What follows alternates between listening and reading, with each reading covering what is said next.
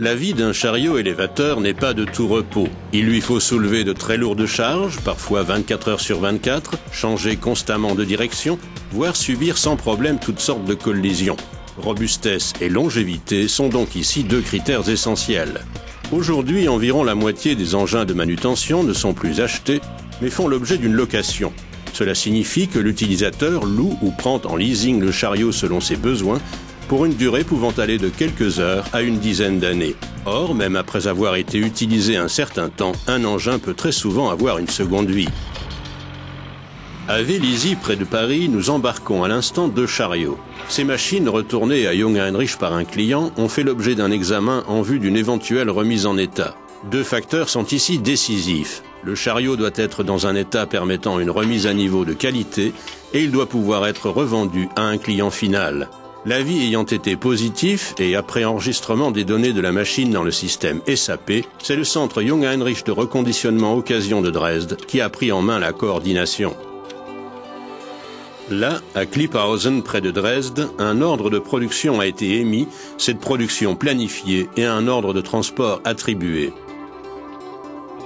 Ainsi, les chariots sont collectés à partir de n'importe quelle filiale européenne dans un délai de 3 jours. Dans le cas présent, le voyage ira de Paris à Dresde.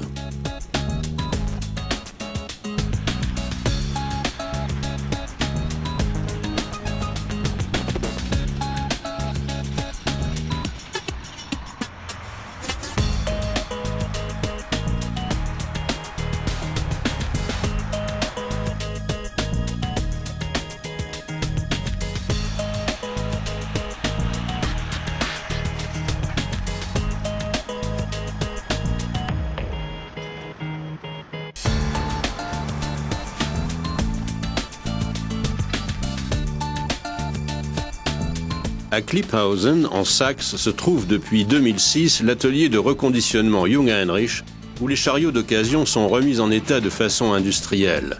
Le chariot qui arrive ici est tout d'abord soumis à un contrôle d'entrée détaillé, indépendamment de son état ou de son âge. C'est ici que se décide s'il sera reconditionné ou affecté à un autre usage. Les deux chariots arrivés de France peuvent être remis en état. Première étape, commander les pièces à remplacer et établir un planning. Toute pièce de sécurité est systématiquement changée. Puis l'on passe à un processus de remise en état standardisé qui commence par le démontage et le nettoyage du chariot. Les produits consommables secondaires tels que les liquides de frein ou hydraulique et l'huile moteur sont vidangés, stockés et éliminés dans les règles et le respect de l'environnement. Le démontage déjà est confié à des techniciens spécialement formés. Ce n'est qu'après le nettoyage de tous les éléments que l'on peut dire quelles pièces doivent être remplacées. Cette phase de travail se conclut par une deuxième commande de pièces de rechange. Nous déposons la totalité du mât. Sur 90% des chariots, nous changeons les chaînes et les roulements, ce qui est généralement plus optimal qu'un examen poussé. Puis nous mettons de côté le mât remis en état et entièrement reconstruit, et ce jusqu'au réassemblage du chariot lui-même. Le chariot est soigneusement nettoyé, puis la carrosserie est mastiquée, poncée et repeinte.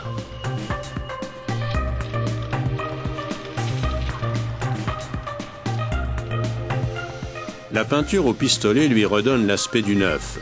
Même un spécialiste aurait des difficultés à distinguer un chariot remis en état d'un chariot neuf. Ensuite, les pièces sont livrées directement au technicien qui procède au remontage du chariot. Pour plus de sécurité, ces travaux sont contrôlés par le chef de ligne.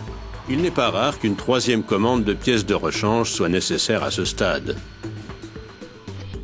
Bien entendu, le centre de reconditionnement de chariots d'occasion de Dresde ne traite pas seulement les engins thermiques, mais aussi les électriques.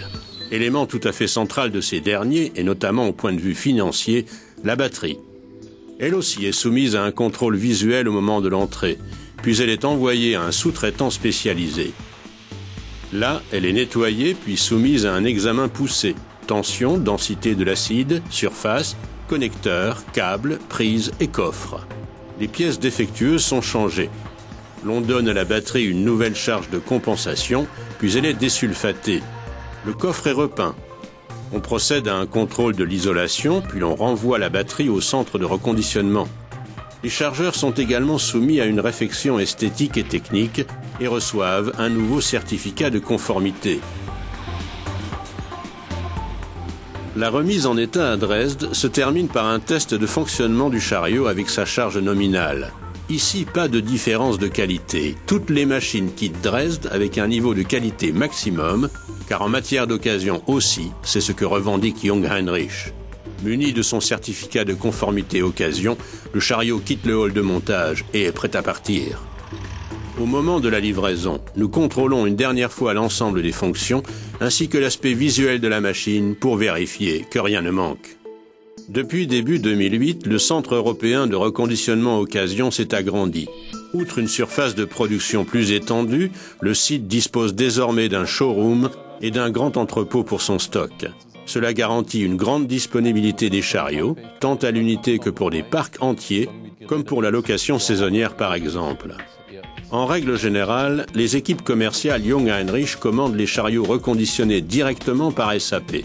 Cependant, il est possible de se renseigner personnellement sur place, dans le showroom ou dans l'entrepôt, sur la gamme disponible. Le réseau commercial Jungheinrich achète ici des lots entiers de chariots afin de se constituer et d'entretenir un parc prêt à partir. Les deux chariots venus de France sont des machines très demandées sur le marché de l'occasion. Ils seront livrés avec d'autres machines à l'une de nos agences commerciales de l'Est de l'Allemagne.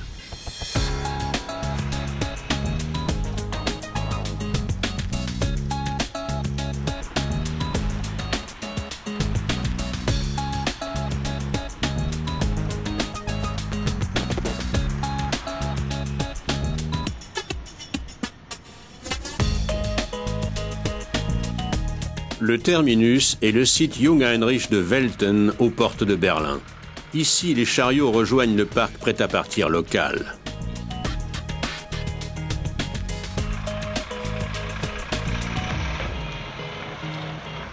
L'un d'eux a déjà trouvé un amateur. Le TFG est livré à un transporteur proche.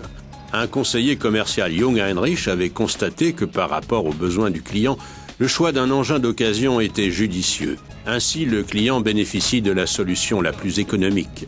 Bien entendu, comme pour un chariot neuf, le cariste est formé sur les bases du fonctionnement de la machine. Ensuite, le travail peut commencer.